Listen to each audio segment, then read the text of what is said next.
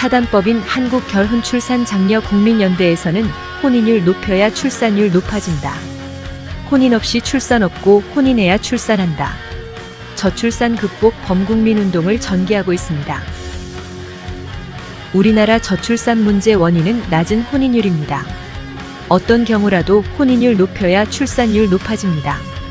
결혼해야 출산하고 저출산이 극복됩니다.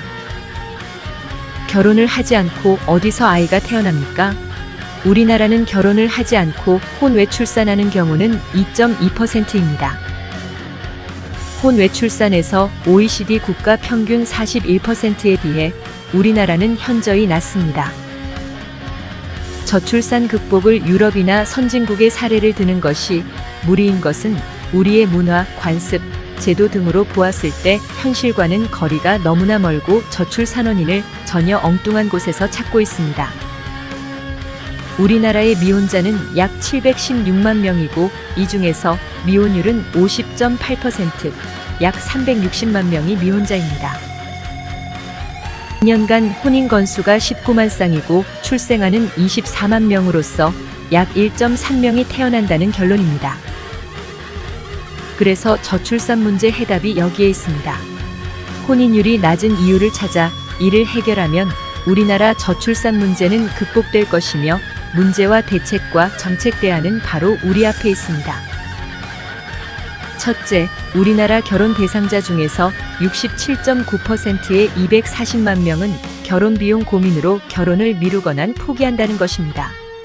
이를 지역 전통 혼례 축제로 해결하면 저출산은 극복됩니다.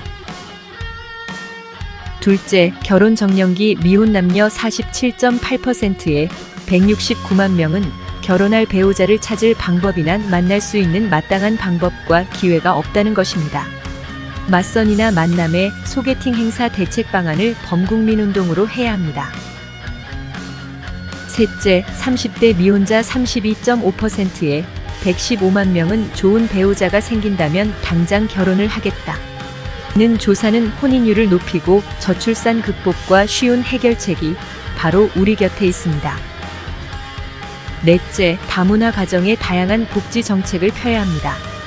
일례로 다문화 가정 69.3%의 약 75만 쌍이 정식으로 결혼식을 하지 못했습니다.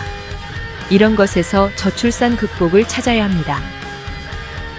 다섯째, 우리나라 결혼 정년기 남녀 중에서 29.3%의 약 100만 명은 부모가 주택을 마련해 준다고 해도 결혼을 안 한다는 것입니다. 원인은 적당한 배우자를 찾지 못한 것입니다. 이렇듯 정부나 지자체에서는 세미나 토론회만을 할 것이 아니라 당장 국민들이 실현 가능한 이와 같은 문제를 해결하면 저출산 문제는 아주 쉽게 극복됩니다. 출산 장려금을 준다. 신혼주택자금을 대출해준다. 육아휴직 등의 정책은 저출산에 직접적인 접근 방법이 못 됩니다. 이는 간접적인 것으로서 아기가 탄생되면 주는 출산 후의 일종의 영유아복지 정책입니다. 국가에서 저출산 문제는 해결하기가 힘듭니다. 예를 들면 정부는 산하제한은 여러 제도나 법률로서 제재 방법이 있고 가능하겠지만 출산율은 지극히 개인 사생활로서 불가능합니다. 그를 입증하는 대표적인 나라가 대한민국과 중국입니다. 한국의 경우는 둘만 낳아 잘 키우자. 산하 제한을 했고 중국은 한 명 출생 정책을 폈으나 결국 두 나라는 저출산으로 사회 문제가 되고 있습니다.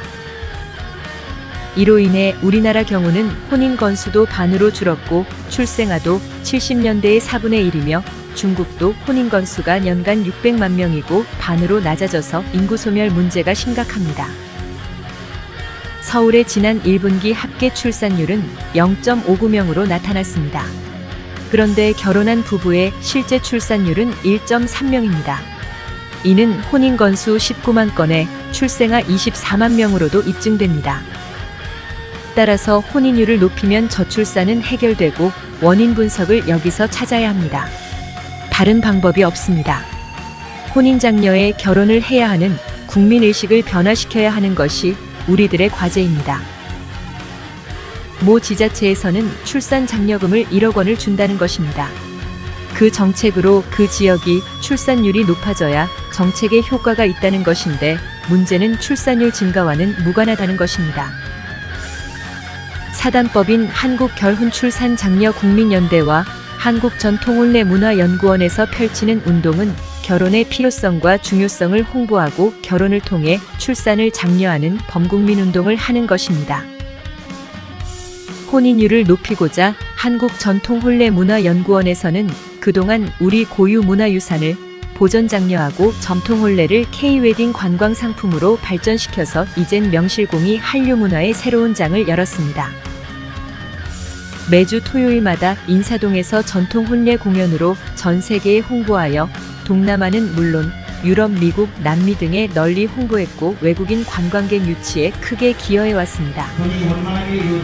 아프리카의 한국 전통혼례를 알리기 위해서 제1회 아프리카 한국 전통혼례 페스티벌을 킨샤사에서 개최하였으며 킨샤사에는 매월 실시하는 한국 전통혼례식장과 한복축제의 상설 공연장을 만들었습니다. 국내에서도 세종문화회관 전통혼례 공연, 광화문광장에서 3일간 서울국제문화축제 전통혼례 공연, 청와대개방축제, 전통혼례 공연, 남산축제, 한미우호축제 등에서 수많은 전통혼례 공연을 해왔고 전국을 다니면서 혼인해야 출산한다 캠페인으로 많은 전통혼례 행사를 해오고 있습니다. 이제부터는 남원의 광안루 오작교에서 전통혼례식과 소개팅 만남 상설축제장을 운영하게 됩니다. 오작교의 몽룡과 춘향의 아름다운 이야기를 담아서 소개팅 만남부터 전통혼례 결혼축제를 하며 청춘 남녀들이 만남에서 결혼까지 행복한 가정을 만들어 저출산 극복을 하려는 것입니다. 춘향의 고장이자 광안루에서 인꼬부부가 탄생되고 이몽룡과 성춘향의 오작교 추억을 담은 이 아름다운 광안루 오작교 춘향의 사랑 이야기로 역사적인 결혼 출산 장려 구국운동의 본거지로 거듭나게 되었습니다.